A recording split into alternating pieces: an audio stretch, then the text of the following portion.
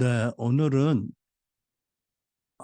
오중사역교회의 그 사도와 선지자의 직무 1편에 대해서 토크를 진행하려고 합니다.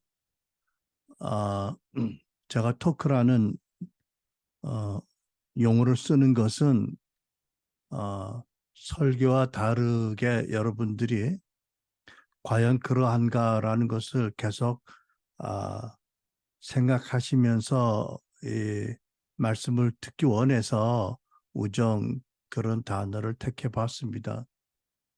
그러니까 어떤 의미가 또 있냐 하면 어, 오늘 또 내일 이렇게 전해지는 그 토크의 내용은 여러분과 함께 또 의견을 나누며 또 함께 기도하면서 또 함께 노력해서 보완할 수 있는 그런 가르침이다. 우리 모두의 공동 자산으로 만들어질 것이다. 이런 뜻도 있습니다. 여러분 그렇게 아시고 오늘 토크를 잘 들어주시면 고맙겠습니다. 본문 말씀을 에베소서 2장 20절로 23절로 택했습니다. 본문 말씀을 에베소성 2장 20절로 23절로 정했습니다. 제가 표준 세번역으로 봉독하겠습니다. 여러분은 사도와 선지자의 터 위에 세워진 건물이요. 그리스도 예수 스스로가 그 모퉁이 뜰이십니다. 그리스도 안에서 건물 전체가 서로 연결되어서 주님 안에서 성전으로 자랍니다. 여러분도 그리스도와 연결되어서 함께 건물을 이루어 하나님께서 성령으로 거하실 곳이 되어 갑니다. 아멘. 여러분, 지금 화면에 제 노트가 나오는 거 보고 계시죠? 그러신가요? 네, 그러신 줄 압니다. 음,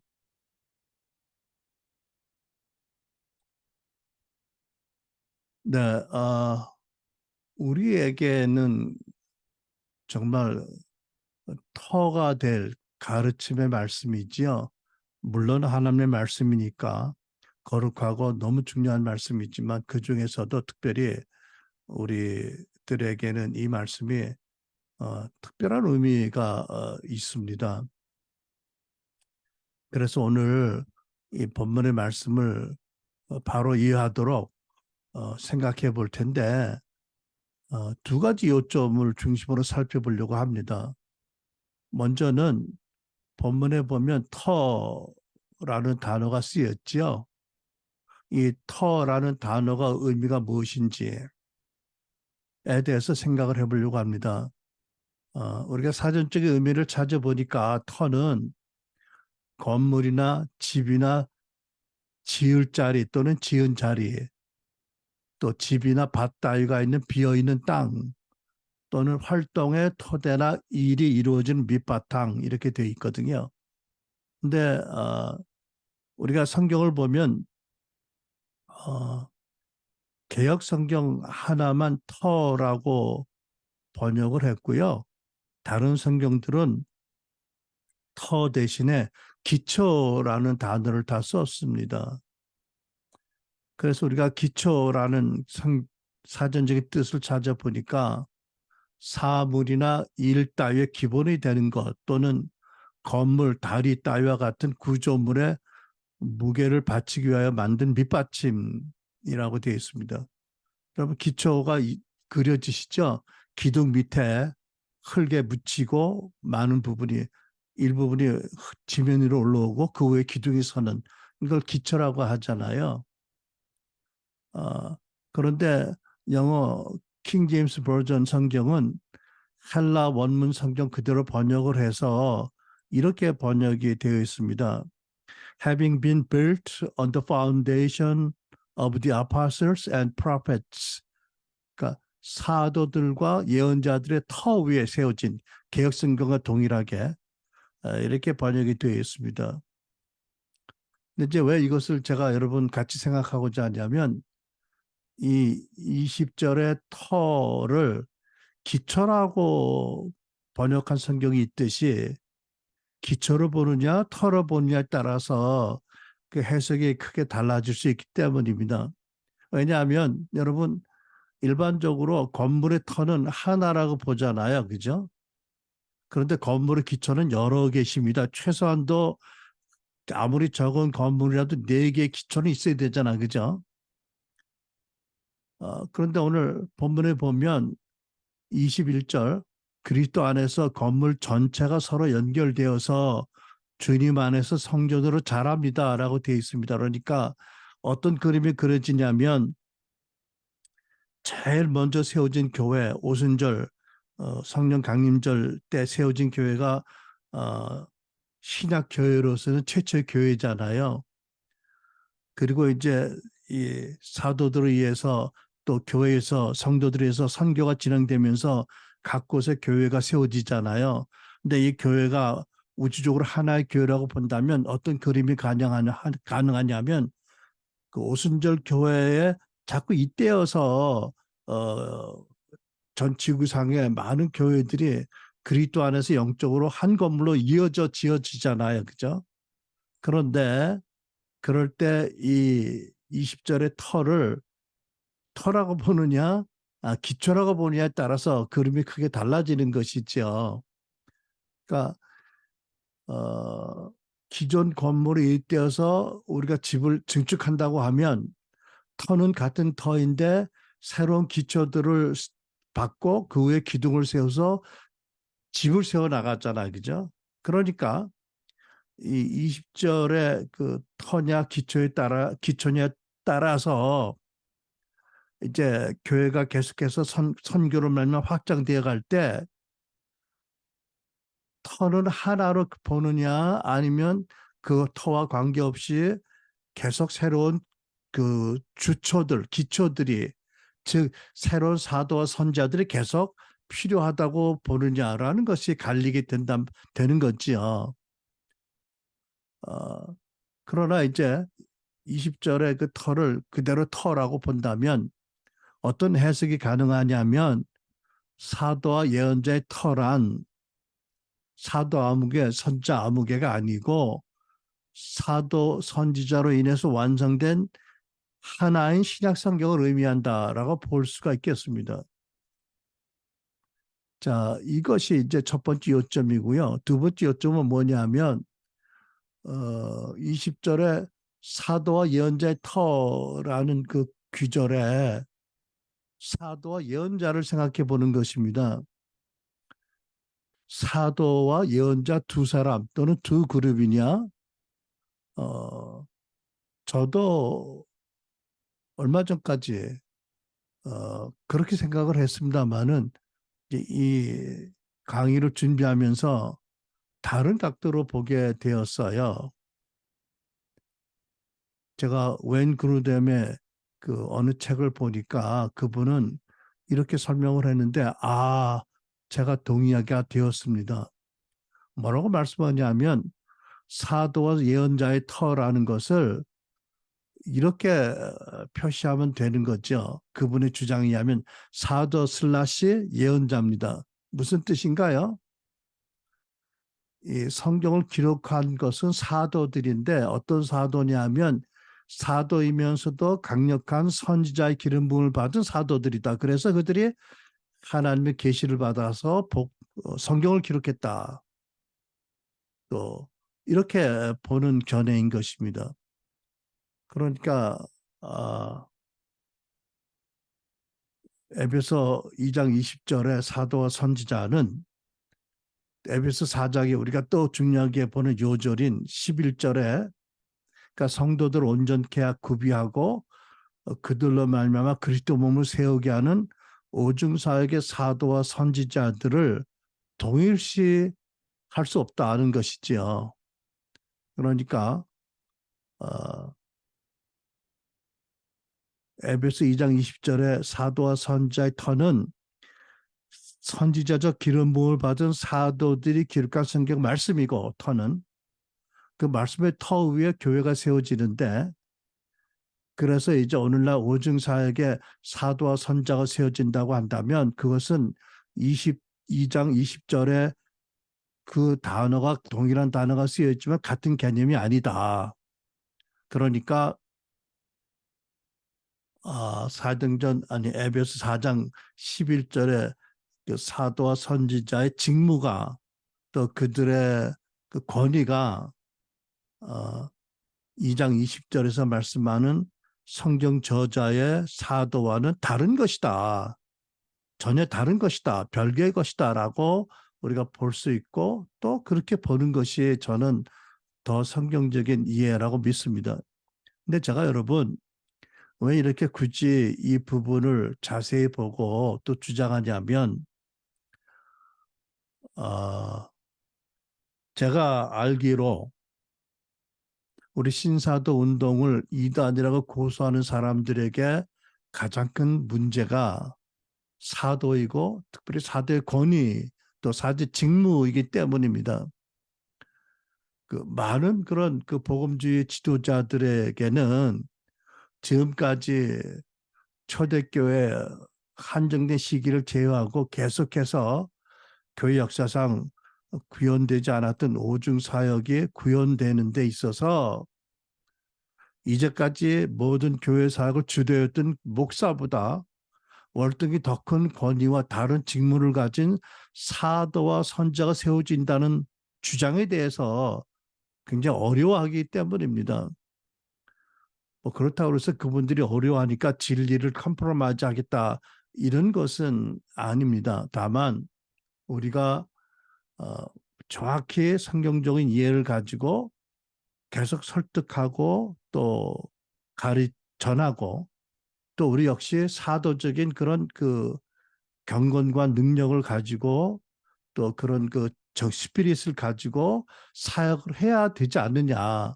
이제 그런 면에서 제가 이것을 말씀드리기 원하는 겁니다. 뭐 제 사견이지만 한국교회에서 신사도 운동에 그 반대하는 어떤 그런 시각이나 거부감은 어떻게 보면 이것같이 뭐 그렇게 덜 심각하겠지만 왜 여러분 일부 대형 교회의 담임 목사직을 세습하는 문제들이 있잖아요. 그것이 성경적이다라고 믿고 주장하는 사람도 있지만 거의 대부분의 한국 교회의 지도자와 성도들이 굉장히 거부감을 가지고 그 문제를 보고 있고 그것 때문에 시험 든 사람도 적지 않이 있어서 이거는 상당히 심각한 문제인데 그보다 더 심각한 것이 이 오중사역의 사도 선지자, 특별히 사도의 권위, 직무 이런 것에 대한 거부감입니다.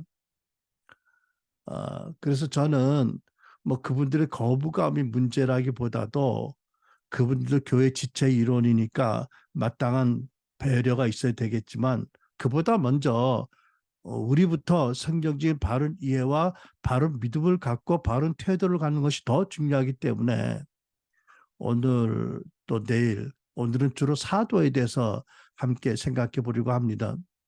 여러분 우리 AIM이 장차 어떻게 세워질지 모르지만 우리가 크든 작든 몇 명이 모이든 우리가 처음부터 성경적인 기초를 든든히 놓는 것이 굉장히 중요하다고 생각을 해서 그래서 오늘 사도 다음 시간에는 선지자에 대해서 신약 성경의 바른 이해와 믿음을 갖도록 우리가 자료를 모으고 정리하고 나누어 보려고 하는 것입니다.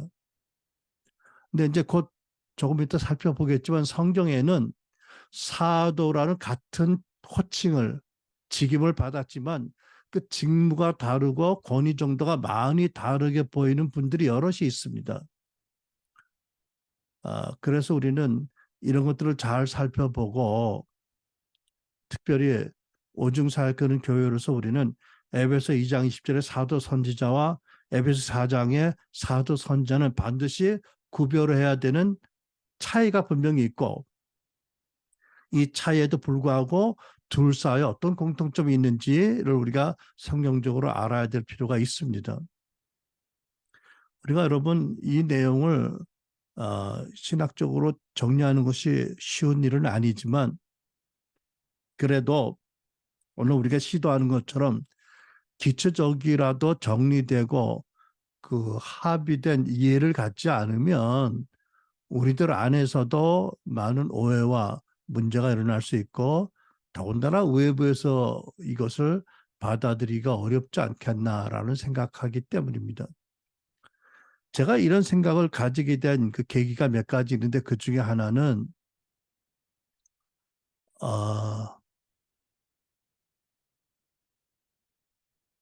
AI 모임, 첫 모임을 준비할 때 몇 가지 생각이 저에게 들어왔는데 그것들이 제가 어, 한 달에 걸쳐서 생각하면서 오늘의 토크가 준비되게 된 것입니다.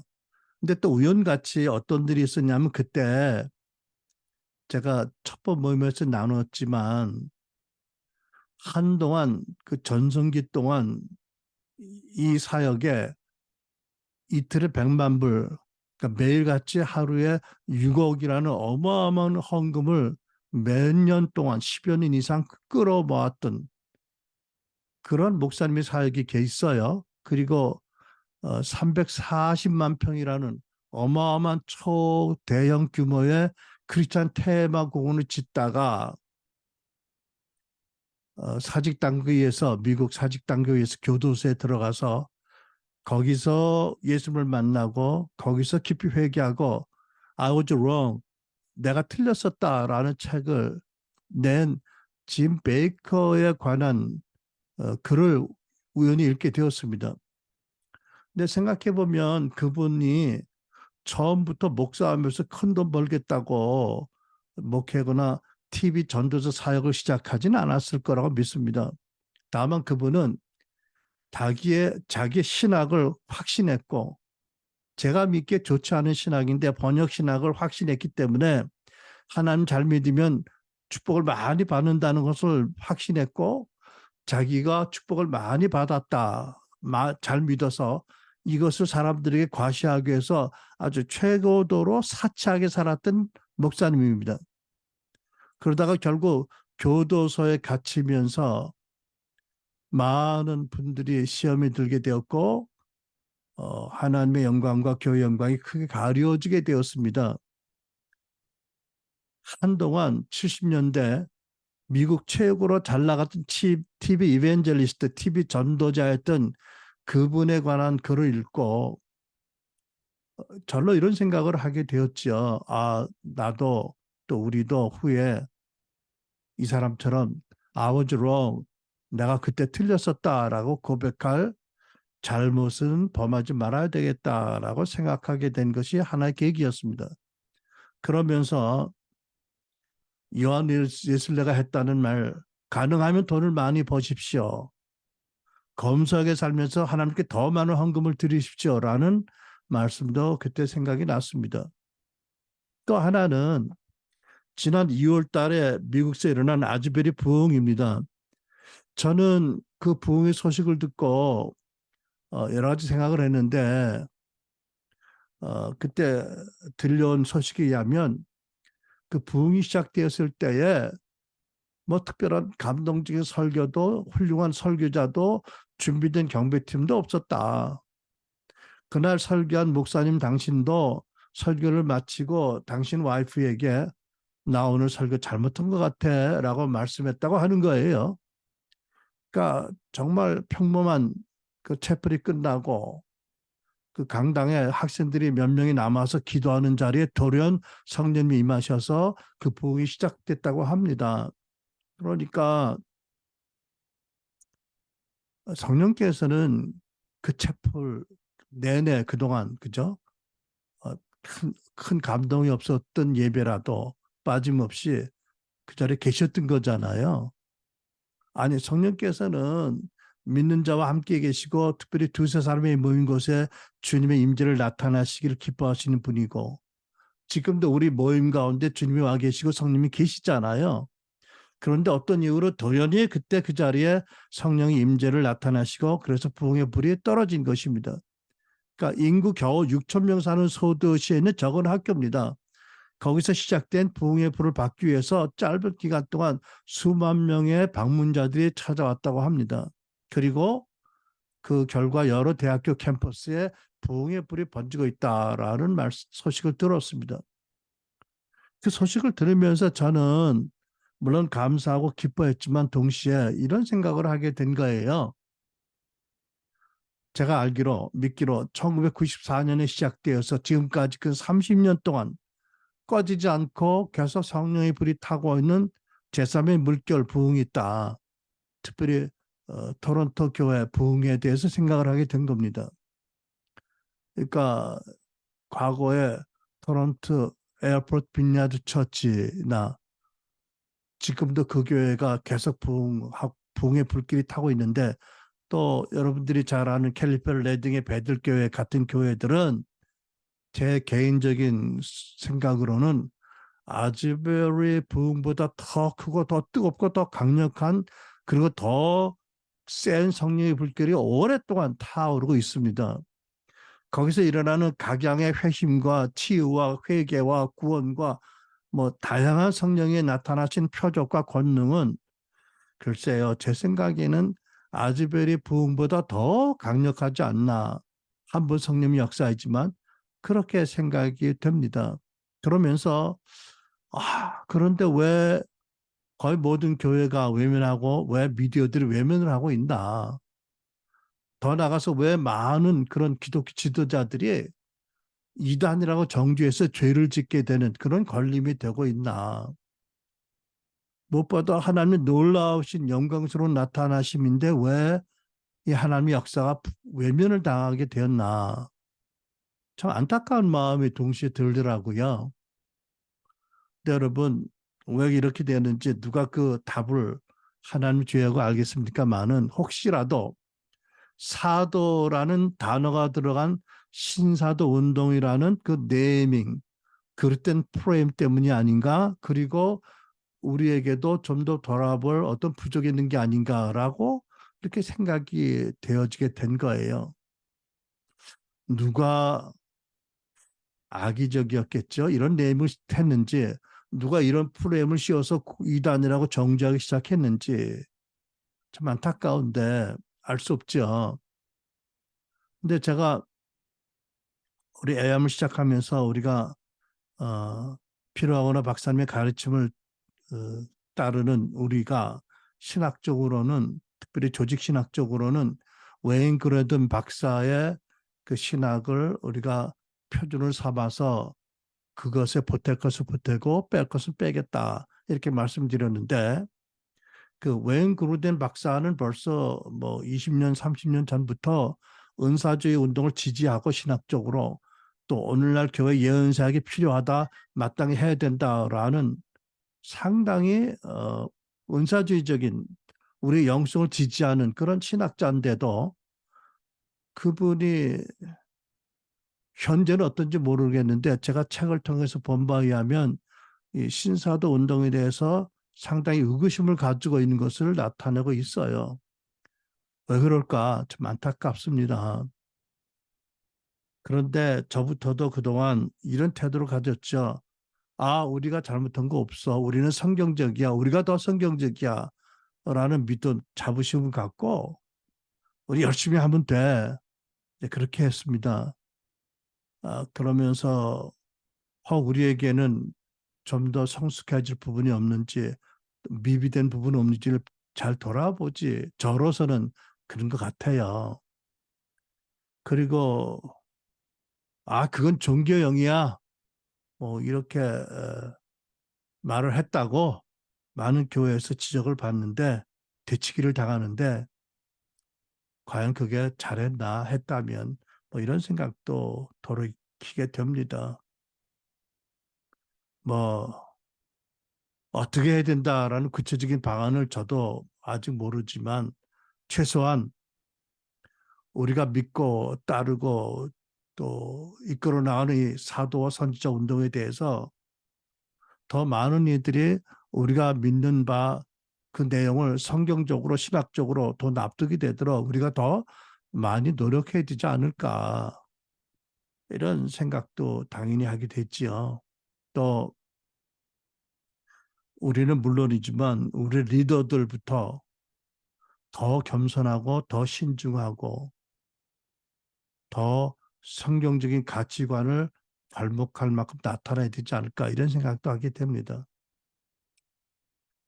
개인적으로 또 근래 같은 교회를 섬기던 우리 오중사역팀 리더의 한 분이 결국 정리해 보니까 사도와 선지자에 관해서 나와 다른 생각을 가진 게 근래 드러나서 둘 다 상처받고 헤어진 일이 있었습니다. 그래서 그것도 또 제가 이렇게 생각하게 된 또 하나의 참 이유가 된 것입니다. 한 가지 뭐 여러분들의 이해를 돕기 위해서 별일 아닌 것 같이 넘어간 사소한 일이 있지만 그래도 늘 제가 기억에 남는 신뢰를 한 가지 소개를 합니다.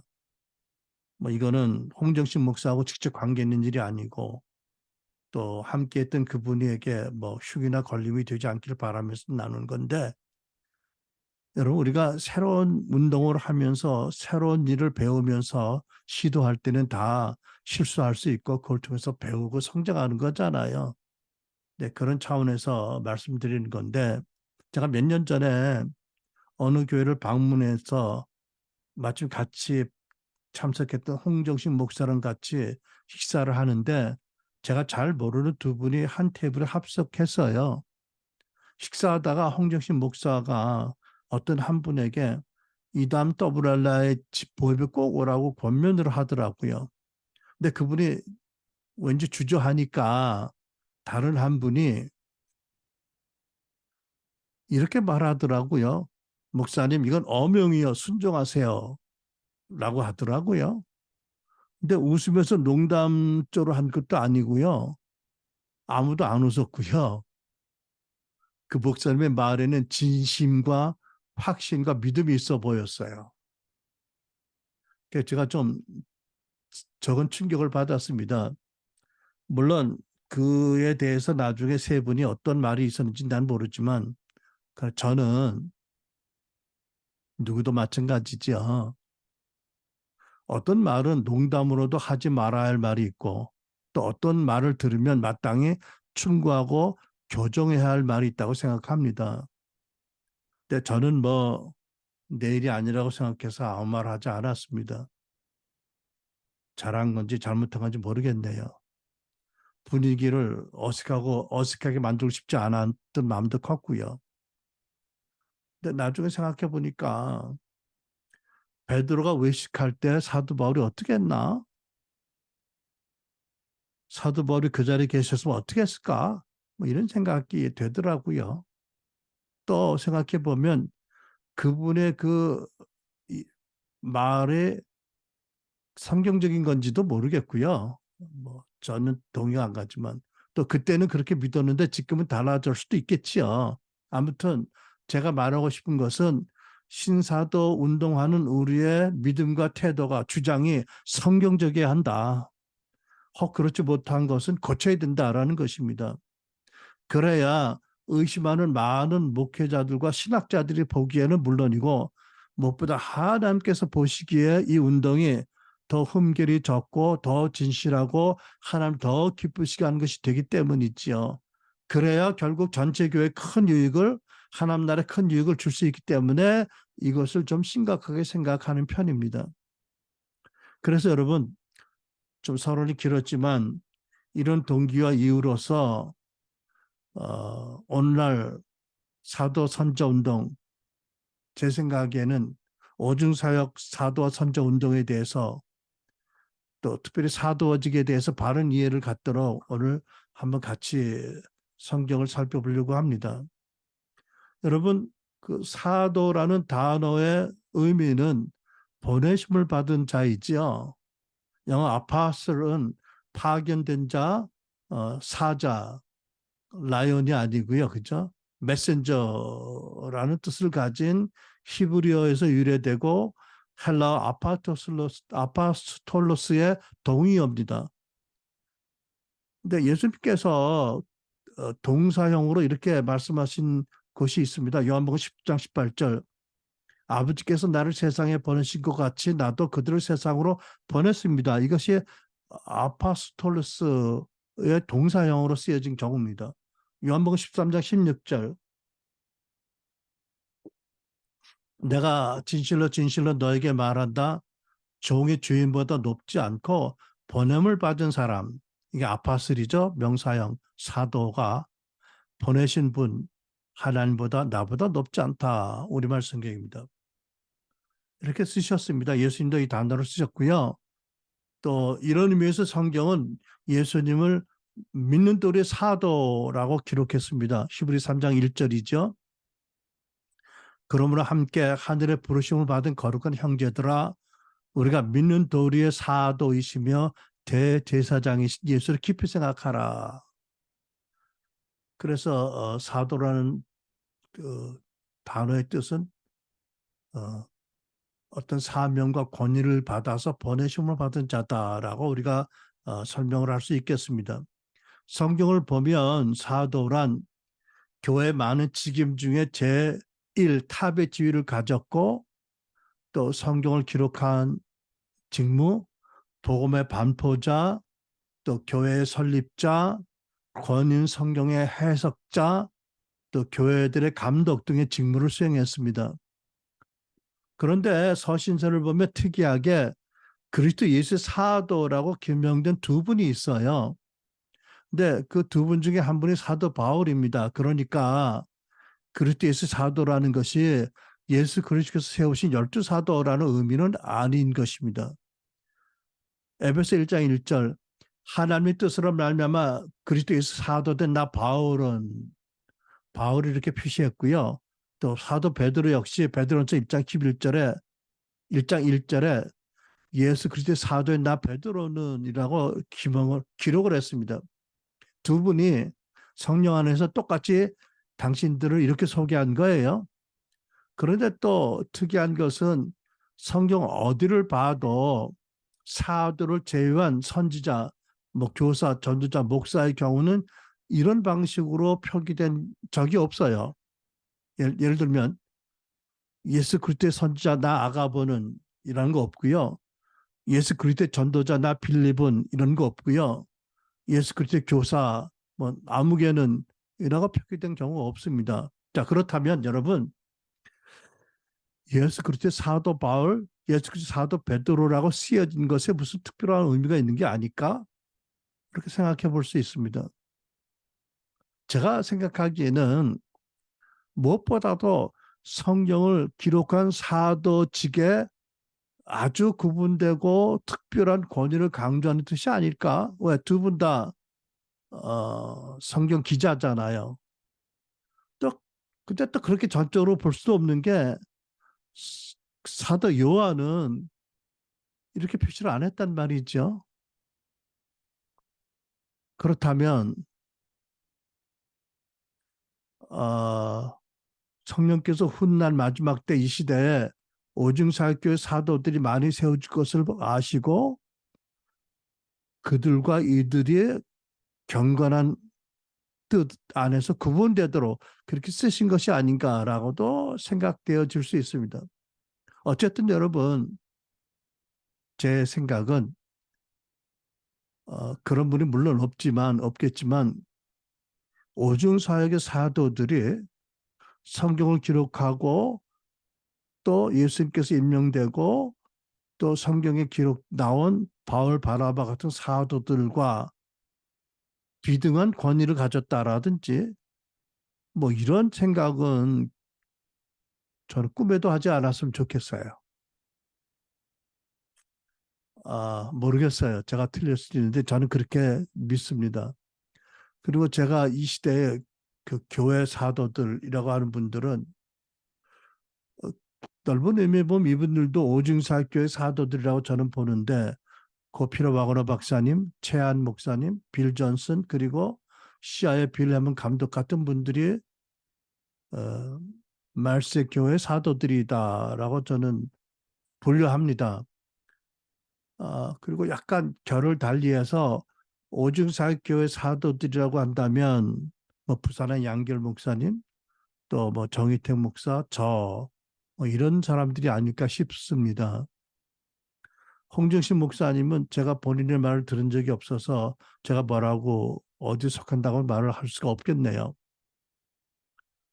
아, 그리고 사도 바울은 그리스도의 사도라고 본인이 소개했듯이 사도고 특별히 이방인의 사도였습니다.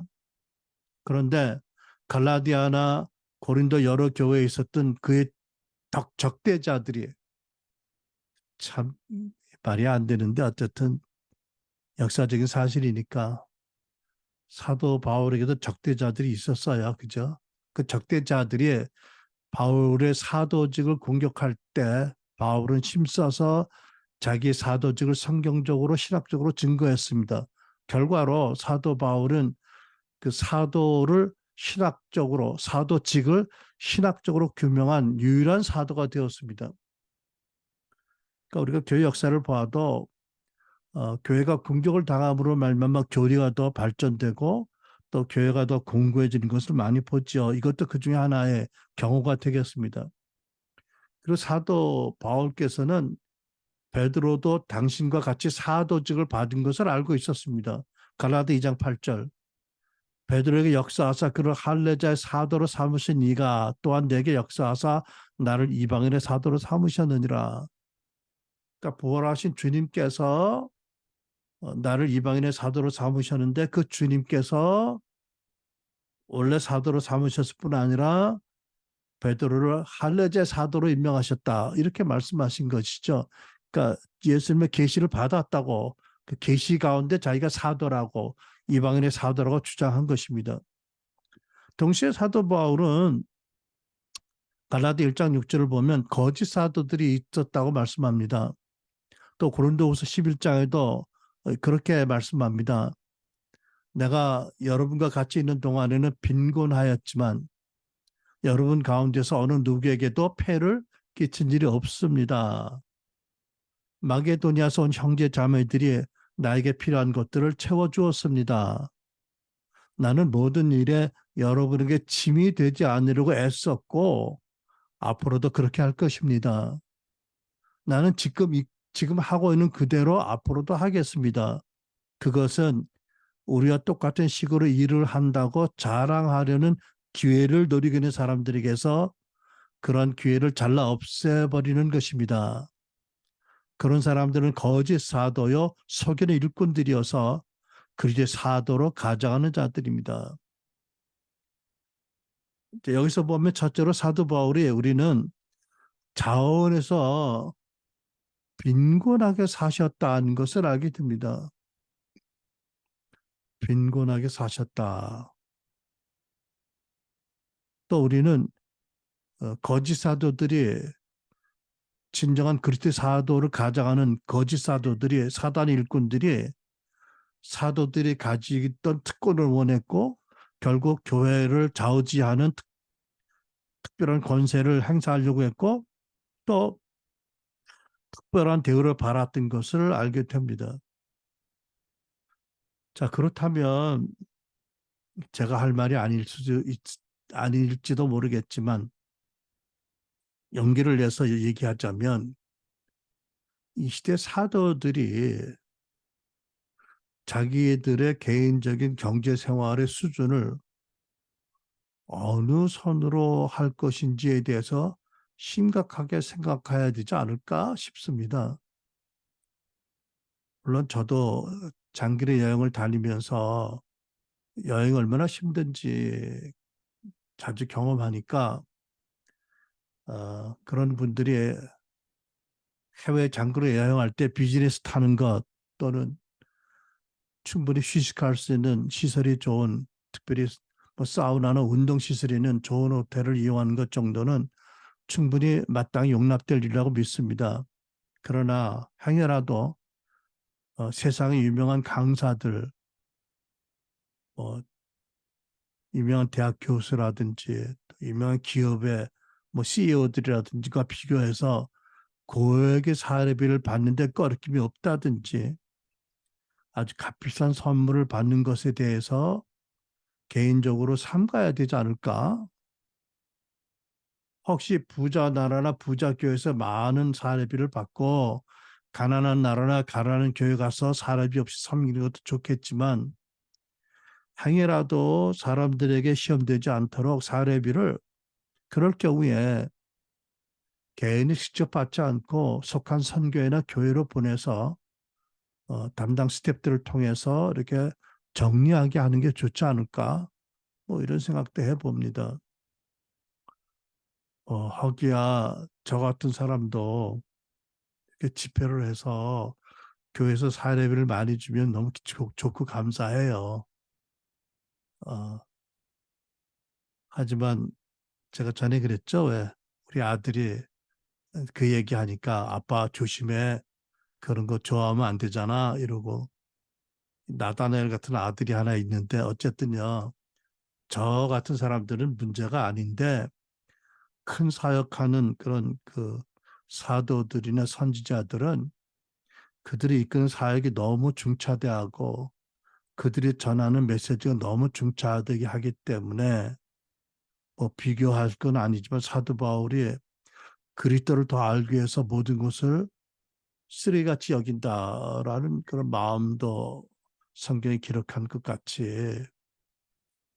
새로 일어나는 이 놀라운 마지막 때 부흥, 그것을 위한 성도 운동, 오중 사역 운동 이런 것들이 너무 중요하니까 조그만 것이라도 남들에게 실족하는 일이 없도록 그래서 조금이라도 그것들이 가려지지 않는 마음이 많이 있습니다. 물론 여러분 사회 변혁으로서 부의 이동을 선포해야 되지만 동시에 본의 아니게 사람들이 번영신학의 미혹에 따르든지 성공신학을 따르지 않도록 조심해야 될 줄 압니다. 그러니까 부의 이동의 큰 물질이 사역단체로 들어오게 하고 아무리 많은 부의 이동이 들어온다 하더라도 개인의 재정과 경제적인 그 삶의 수준과는 무관하게 분리해야 되지 않을까? 아, 그래서 그 짐 베이커가 그러더라고요. 나는 값을 충분히 치러서 내가 담대하게 말할 수 있다. 나는 잘 믿으면 많은 축복받는다고 설교를 해서 모든 사람이 가지고 있는 부에 대한 그 욕심을 자극해서 그들을 잘못 믿음의 핵심이 아닌 어, 믿음의 본질을 떠나게 한 잘못을 지었다. 여러분들 그렇게 하지 마십시오라고 호소하는 것을 제가 직접 들은 적이 있는데 그 중에 한 사람으로 설교자로에게서 그런 짐 베이커의 경우와 호소가 무시되지 않게 해야 될 거라고 생각합니다. 여러분 초대교회 사도들은 복음과 그 하나님 나라를 위해서 고난과 희생과 핍박받는 것을 두려워하지 않았고요. 그리고 복음을 위해서 고난을 받으라고 강조했는데 동등하게 고난과 그 나라를 위한 고난과 핍박과 희생을 강조해야 될 줄 알고요. 부의 이동만 강조해서 본의 아니게 사람들이 기복주의에 끌지 않도록 강단에 서서 사역하는 분들이 특히 조심해야 되겠다라고 저는 생각합니다. 어, 무엇보다 주님께서 모든 걸 보고 계시잖아요. 함께 계시고. 또 이 운동에 대해서 지극히 부정적인 이단이라고 정죄하는 사람들이 매 눈으로 지켜보고 있잖아요. 그리고 제 개인적인 생각으로는 이 물질 문제는요. 어떤 신학적인 정론보다도 먼저 사람들의 피부에 마음에 먼저 와닿는 문제이기 때문에 그렇습니다. 우리가 참 이런 면에도 기도하면서 많이 생각할 주제라고 생각합니다. 사도 바울은 자신이 사도라 칭함밖에 감당하지 못할 자라고 고백했습니다. 고린도서 15장 9절에서. 또 반면에 로마서, 고린도서, 갈라디아에서는 한결같이 자기가 예수 그리스도의 사도라고 강력하게 주장합니다. 왜?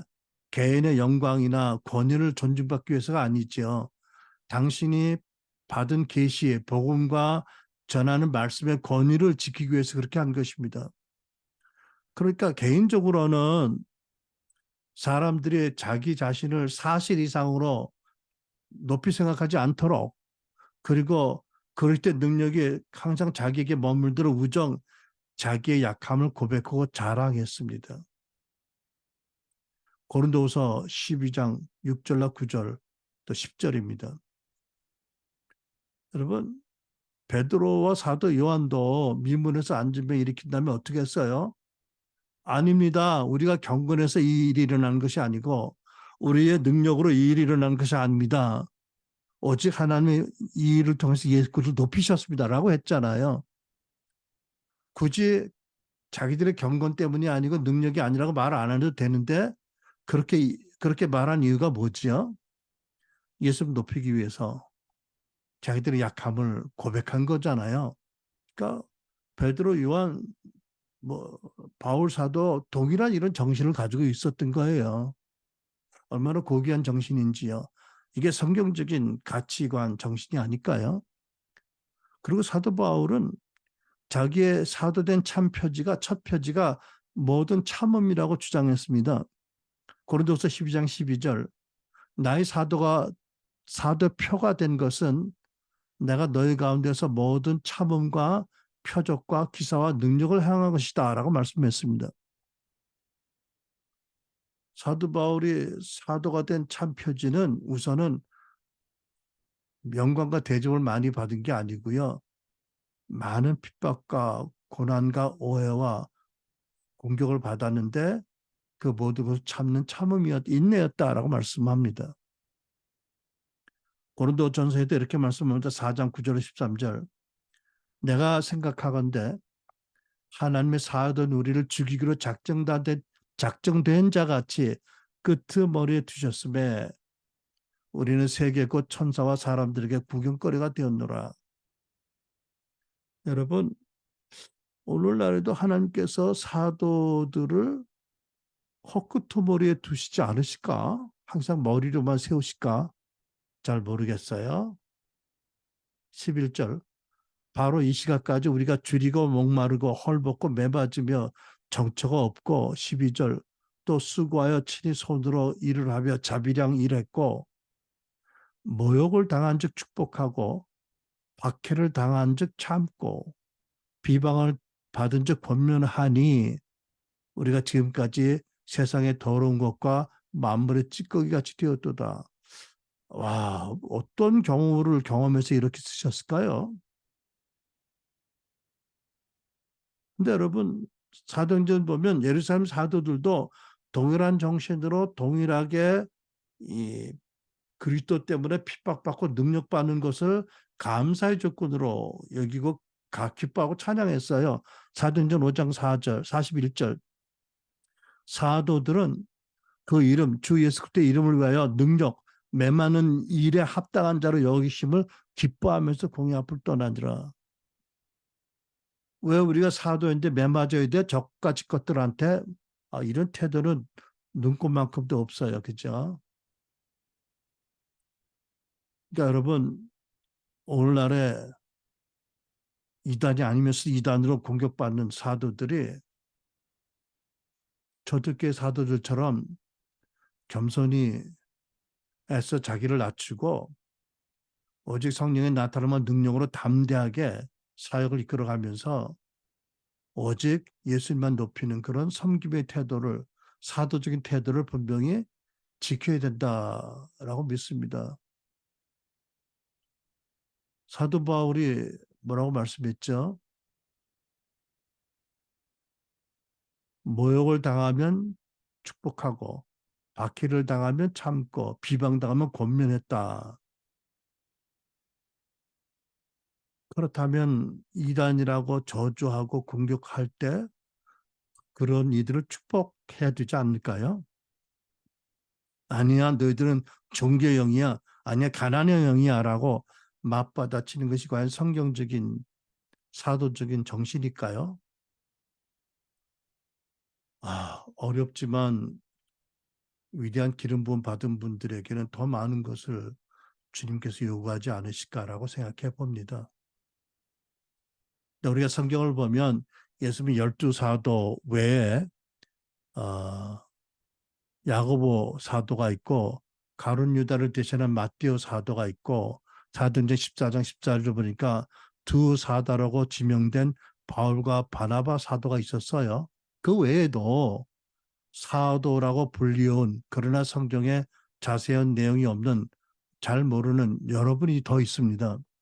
로마서 16장 7절에 등장하는 안드로니고와 유니아도 사도였을 가능성이 매우 큽니다. 내 친척이며 나와 함께 옥에 갇혔던 안드로니고와 유니아에게 안부를 전해 주십시오. 그들은 사도들 사이에서 뛰어난 사람들이며 나보다 먼저 그리스도 안에 있는 사람들입니다. 사도들 사이에 뛰어났다면 사도들이 여럿인데 그 중에서도 두드러진 사람이었다. 누가? 안드로니고와 유니아가.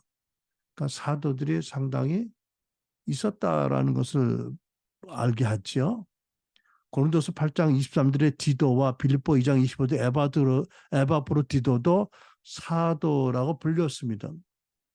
디도는 이방 교회들이 모은 예루살렘 교회에 전달하는 거액의 헌금을 전달하는 운송하는 책임을 맡았습니다.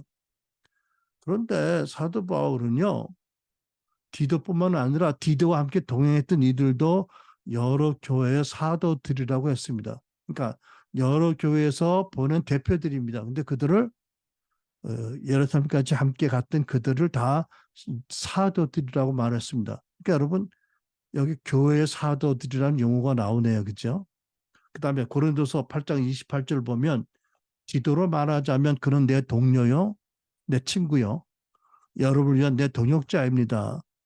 우리 형제들로 말하자면 그들은 여러 교회 사도들이요 그리스도의 영광입니다. 네.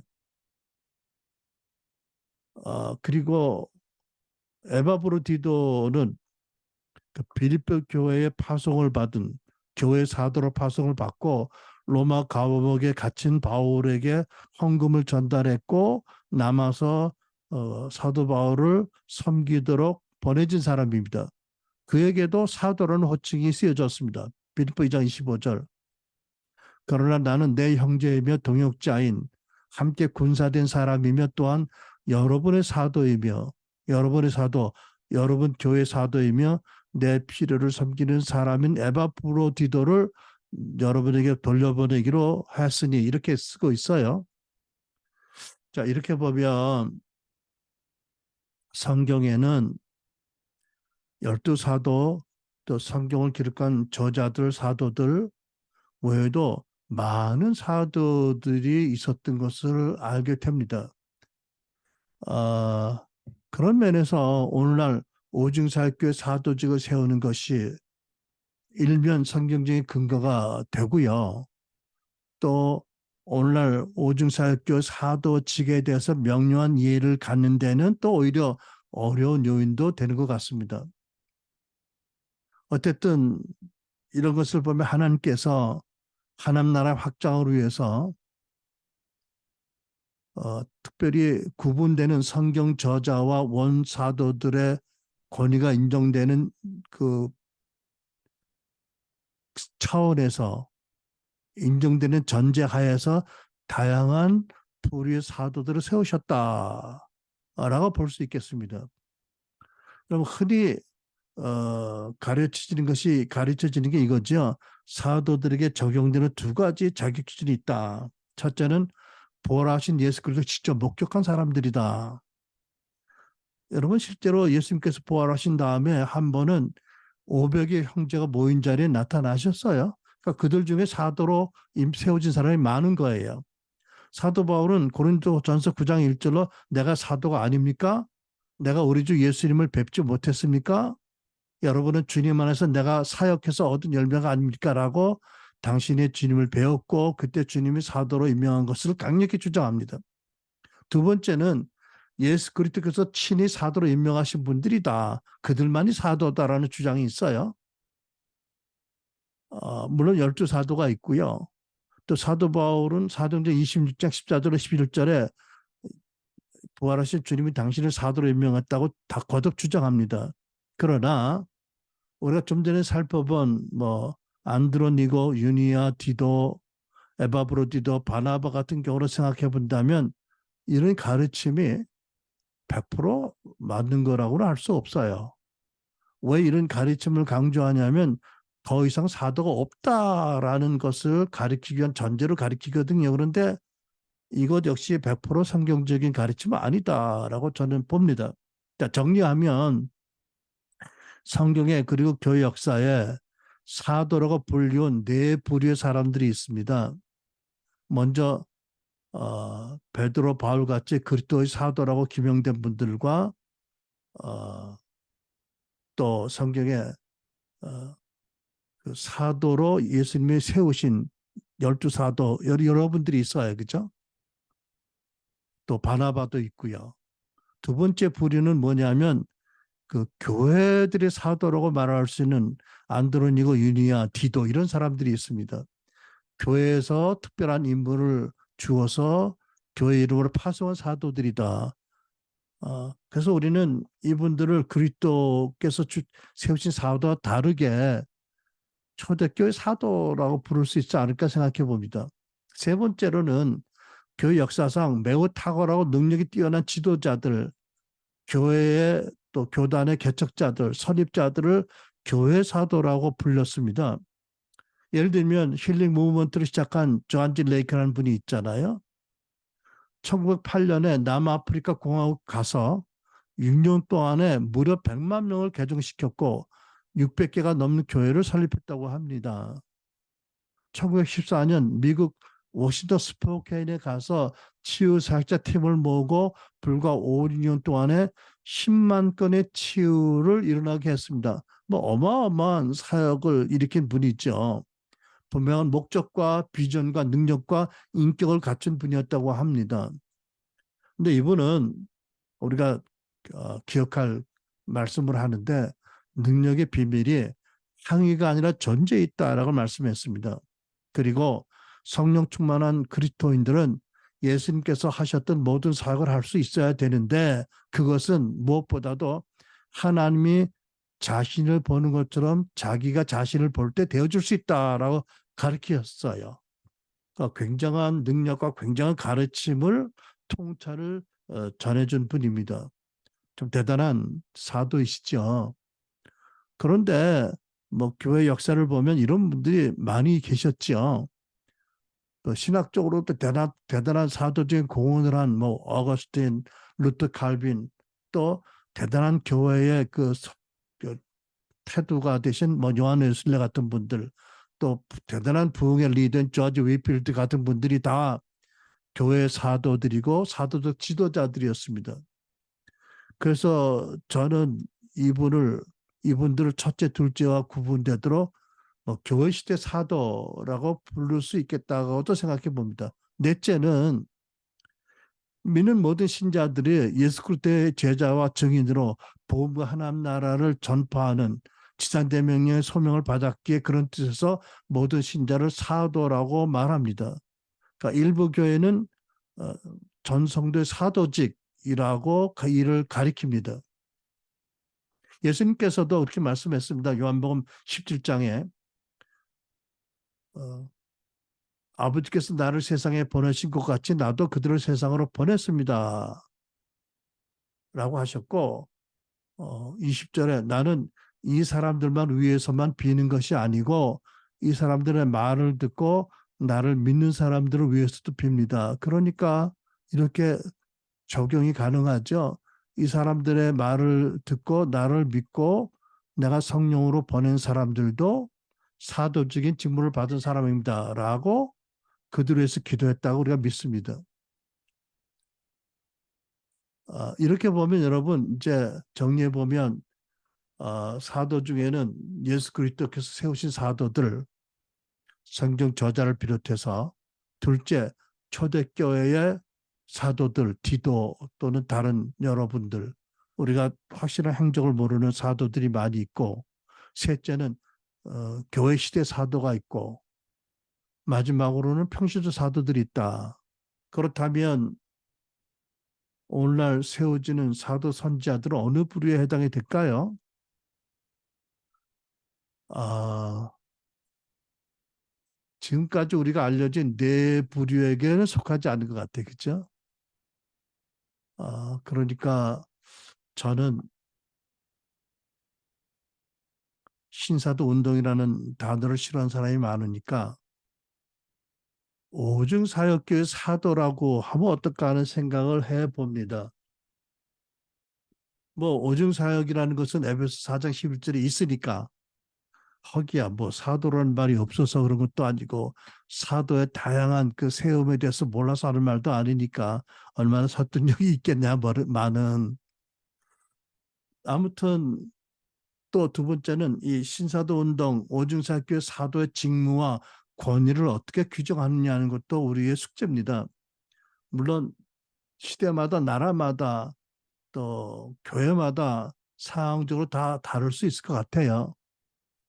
그래서 우리가 성경적으로 명확하게 명료하게 정리하는 데 어려움이 많이 있습니다. 근데 제가 생각해 보니까 제가 요즘 공부하는데 게을러져서 요즘 신간을 별로 읽지 못해서 어떤 새로운 좋은 해석이나 주장이 나왔는지는 모르겠어요. 여러분들은 어떻게 알고 어떻게 생각하는지요? 개인적인 간증입니다만은 저도 2010년 6월 달에 국제애참에서 사도로 세움을 받았잖아요. 그야말로 우리 가문의 영광이지요. 참 예수 1세대가 되어서 세상에서 많은 죄를 지었고 또 목사로 목회하면서 많은 실수를 했는데도 하나님께서 어떤 마음을 그 당시 리더들에게 주셔서 이미 먼저 사도로 세워진 분들이 주셔서 저 같은 사람을 사도로 세우셨는지 참 가문의 영광인데 좀 어떨떨하게 받기도 했습니다만은 돌이켜보면 이런 일이 있었어요. 그러니까 지금부터 40년 전에 1983년 2월 13일 새벽 밀명에 그때 토론토에 있는 구세군 칼리지 기숙사에서 있었거든요. 참 추웠어요. 막 잠에서 깨어나려고 그래서 새벽 기도를 해야지라고 몸을 뒤치게 할 때 돌연히 You are being commissioned라는 영어로 아주 매우 웅장하고도 엄청나고 신비스러운 음성을 들은 놀라운 경험이 있었어요. 그러니까 You are being commissioned를 그게 번역을 한다면 너는 임직되어지고 있다 뭐 이런 뜻인데 너무 놀랐고요 그때 그게 무슨 뜻인지 이게 영어적인 표현이 맞는지도 모르고 아무에게도 말을 못하고 일기에만 적어두었습니다. 그러고서 20년 후에 미국 애참에서 사도라는 직임을 받고 나서 보니까 그때 그 체험이 예언적인 체험이 아니었나라고 생각이 되게 되었습니다. 그래서 저는 저 같은 그 참 자가 그러니까 사도 중에 제일 적은 자인데 저는 물론이고 저보다 더 훌륭한 사도들도 어, 성경적인 사도들의 정신 또 사도들의 어떤 권위 그들의 어떤 충성심을 더 본받아야 되겠다고 생각을 합니다. 그러면서 어떻게 정리를 하면 좋을까를 많이 궁리해 봅니다. 어, 이 시대에 그 오중살교의 사도라고 부를까 이렇게 생각해 보는데 어쨌든 어, 여러분 우리가 하나님의 은총으로 좋은 그런 용어를 선택하게 됐으면 좋겠어요. 이게 사실 새로운 무브먼트에 어떤 단어, 어떤 용어를 쓰냐가 굉장히 중요하고 두고두고 영향을 미치는 일이거든요. 한 가지 더 여러분 제가 사도에 대해서 특별히 말씀드리고 싶은 것이 뭐냐면 나는 개인적으로 그 성경시대 사도들이 사실은 구약시대 선지자들의 기름 부음을 이어받은 사람들이라고 믿습니다. 왜 그렇게 믿냐 하면 첫째, 사도들이 아까 제가 에베소 2장 20절에 사도 선자를 사도 슬래시 선지자라고 해석하는 것이 좋겠다고 했잖아요. 일부 베드로, 요한, 바울, 야고보 사도들이 사도이면서 강력한 선자 기름 부음을 받고 하나님의 음성을 듣고 계시를 받아서 신약성을 기록했기 때문에, 그러니까 여러분, 구약 성경을 기록한 사람들이 선지자, 하나님께 계시 받고 기록하고 기록하게 한 사람이 선지자라고 한다면 이게 굉장한 직무적인 연관성이 긴밀하게 있는 거예요. 그리고 또 어떤 것이 저에게는 이렇게 생각하게 하냐면, 우리가 그 사도행전 보면 사도들도 등장하고 또 선자도 등장하잖아요. 근데 비교하는 것이 늘 항상 좋은 태도는 아니지만 그래도 학문적으로 비교를 해본다면 사도들이요, 선지자보다 훨씬 뛰어난 어마어마한 권능과 권위를 받았어요.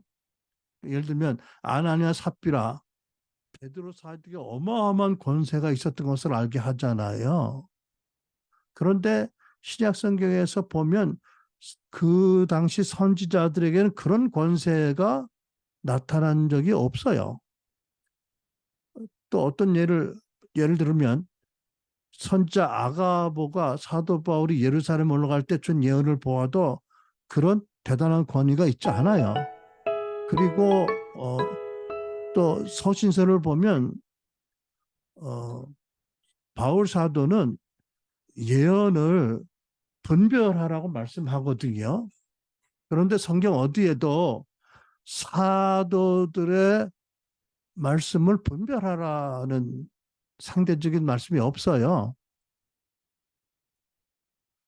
그렇게 보면 구약의 선지자들의 가장 큰 직무가 오실 메시아로 증거하는 말씀을 받고 계시를 받고 전한 것인데, 그 복음서와 서신서를 보고 요한계시록을 보면 오신 메시아, 다시 오실 메시아에 대한 계시를 받은 것이 사도들이기 때문에 우리가 일반적으로 생각하듯이 신약 시대 선지자가 구약 시대 선지자 직무를 계승했다는 게 아니고, 신약의 도련이 하나님이 세우신 사도가 오히려 구약 성경의 중요한 직무를 이어받았다. 아니, 더 성숙한, 더 높은 차원에서 전달받았다라고 믿어집니다. 그래서 저는 이 선지자적인 부르심 받은 분들은 어떤 이견이 있을 수 있겠지만, 많은 분들이 생각하는 것과 달리 신약의 선지자들의 직무와 권위와 그들에 대해서 구약 선지자와는 다른 차원에서 다르게 다시 생각이 되겠다라고 생각합니다. 또 한 가지 필요한 것은 뭐냐면, 이것이 구분돼야 될 것이 뭐냐면, 권위 차원에서 여러분 오중 사역 안에도 분명한 성경적인 하나님 나라 질서가 있어야 되잖아요. 그러니까 성경에는 먼저는 사도요, 그 다음에는 선지자요라고 계속 그것을 알게 하세요. 그러니까 우리는 이것이 어떤 인간적인 차원에서 생각할 그런 것들이 아니고 하나님의 계시이기 때문에 분명한 그런 성경적인 계시, 또 분명한 그런 직무의 차이, 또 권위의 차이를 인정하고 그것을 떠나서 전제로 하고 그 위에 떠나서가 위에 모든 사역자들의 시편 130편 말씀처럼 하나님의 사랑과 성령 안에서 서로 존중하고 사랑하고 연합해야 되지 않느냐라고 믿습니다. 그렇다고 해서 더 질서가 없었어도 아니고, 그죠? 질서 위에 초월한 사랑과 연합이 존중이 있어야 되겠다. 그럴 때 형제가 연합하여 동거하며 어찌 그리 선하고 아름다운 거, 머리에 있는 보배로운 수염이 그 옷깃까지 내린 것 같도다. 거기서 여호와께서 복을 명하셨으니 곧 영생이로다는 말씀이 이루어지고 이 마지막 때 하나님의 큰 영광을 받으시고 큰 교회 축복이 될 것이다라고 믿습니다. 그러니까 여러분 명심할 것은 신약 성경이 완성됨으로 사도와 선지자의 터가 완성되었기 때문에 더 이상 그런 그 차원에서 권위적인 차원에서 사도도 더 존속할 필요가 없고 선자도 더 존속할 이유가 없다. 그리고 이제 우리가 주목해야 될 것은 에베소 4장에 나오는 성도들을 온전하게 해서 그들이 그리스도 몸을 세우고 하나님 나라를 섬기게 하고 사회 변혁을 일으키고 지상재민을 이루게 하는 동역자로 부름받은 모든 성도들을 세우기 위해서 세워지는 사도와 선자가 이 시대에 필요하게 된 것이다. 이것은 굉장히 중요한 성경적인 진리이고 역사적인 사실이다.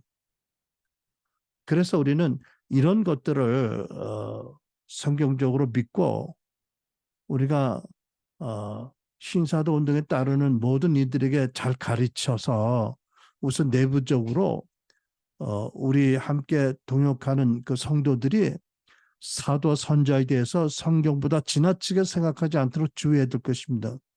잘못하면 선의 우상시되는 일도 생길 수 있기 때문이고 또 우리가 그렇게 경건한 태도로 진실되게 성경적으로 노력을 하면 지금 이 신사도 운동에 대해서 정말 정말 저주 같은 그런 그 판단하는 분들도 하나님의 은혜가 임해서 차차 바르게 보게 되는 그런 일도 일어나지 않겠나라고 저는 소망을 합니다.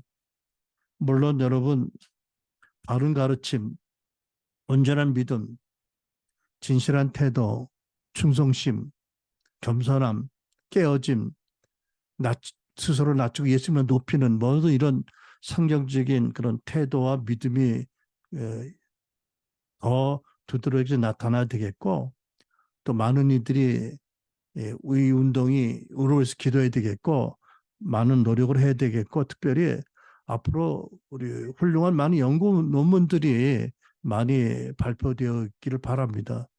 그렇게 되면 정말 하나님 기뻐하시는 일이 일어날 거라고 믿습니다. 제가 정확히는 모르지만 과거 오순절 운동도 초기에 대단한 논란거리와 공격을 받았지만 그분들도 이런 과정을 통과했다고 믿습니다. 그래서 지금같이 건전한 교회 운동을 하고 선교 역사에 동참하고 있는데 우리도 이런 과정을 잘 진실하고 믿음과 진리 가운데 통과해야 되겠다라고 강조하고 싶습니다. 혹 뭐 이런 얘기 들으면 이단 시비가 두려워서 그러냐, 뭐 거짓 겸손이냐라고 할 사람이 있을지 모르겠는데 여러분 하나님 뜻이 이루어지기 위해서 하나님 영광을 위해서 또 우리가 뭐 주님의 말씀을 따르는 교회로서 또 사도직에 더 특별히 성경적으로 정립한 신학적으로 정립한 사도바를 본받는 의미에서 또 본의 아니게 비뚤어진 마음으로 그랬다 하더라도 우리 때문에 죄를 짓고 넘어지는 사람들을 생각한다면 형제라고 생각한다면 마땅히 우리가 해야 할 일을 하지 않을까 어렵더라도 이렇게 생각합니다. 고린도전 10장의 말씀 그런즉 너희가 먹든지 마시든지 무엇을 하든지 다 하나님의 영광을 위해서 하라. 유대인에게나 헬라인에게나 하나님의 교회나 거치는 자가 되지 말고 나와 같이 모든 일에 모든 사람을 기쁘게 하여 자신의 유익을 구하지 아니하고 많은 사람의 유익을 구하여 그들로 구원을 받게 하라. 뭐 우리 경우는 구원을 받게 하는 것이 아니고요. 걸려 넘어지지 않게 하라. 시험에 넘어지지 않게 하라고 우리가 받아들일 말씀이라고 믿습니다. 여러분 마지막으로 우리가 정리해 볼 것은 성경의 저자를 포함한 대부분 성경시대 사도들의 직무가 무엇이죠? 복음의 선포, 권위 있는 말씀의 해석자, 선교와 교회 설립운동의 지도자, 권위 있는 교회 감독입니다. 그렇다면 오늘날 오중사역의 사도들의 직무는 성경을 기록하는 직무를 제외한 이 직무를 받았다고 믿습니다. 복음의 전파, 권위 있는 성경 해석자, 선교와 교회 운동의 지도자, 권위 있는 교회 감독, 그리고 감독의 범위 내에는 오중사역을 이끌고 오중사역에 필요한 사역자들을 임직하고 세우고 지도하는 일이다. 또 혹 네트워크의 리더라면 네트워크의 권위는 감독다, 지도자로서 복무하는 것이다. 그리스도 영광을 위해서 이 땅의 마지막 대복을 위해서 어, 여러분 여전히 오늘날 그 사도 선지자 또 특별히 사도를 뭐라고 부를지 잘 모르겠어요. 아까도 말씀드렸지만 WS 강의를 많이 들은 분들이 우리 중에 있으니까 또 요즘도 책을 많이 읽는 신간을 많이 읽는 분들이 있으니까 그분들이 알고 있는 어떤 지식이 있다면 저에게 개인적으로나 알려주시면 고맙겠습니다. 그래서 좋은 그런 그 네이밍을 하나님 기뻐하신 네이밍을 우리가 찾을 수 있게 바라고요. 또 무엇보다도 성경적인 이 시대 사도의 직무에 대해서 권위에 대해서 또 사역의 정신에 대해서 바르게 알고 바르게 행할 수 있길 기도합니다. 어, 자신에 대해서는 약함을 고백하고 겸손하지만 성령 안에서 담대하고 능력과 은사로 말씀으로 또 예수님만 높이고 부의 이동을 선포하지만 청빈하며 겸비하고 살고 말씀의 권능과 성령의 권능을 함께 갖춘 많은 오직 사역의 리더들 특히 사도들이 많이 일어나기를 기도합니다. 아멘. 여러분도 함께 기도하시기 바랍니다. 기도하겠습니다. 우리 잠시 여러분 통성으로 특별히 오늘의 주제인 이 시대 사도직에 대해서 그래서 하나님을 기쁘시게 하는 그 뜻이 이루어지게 해달라고 여러 가지 면에서 여러분 마음에 주시는 대로 같이 기도하시기 바랍니다. 기도합니다. 할렐루야 하나님 감사합니다. 파바.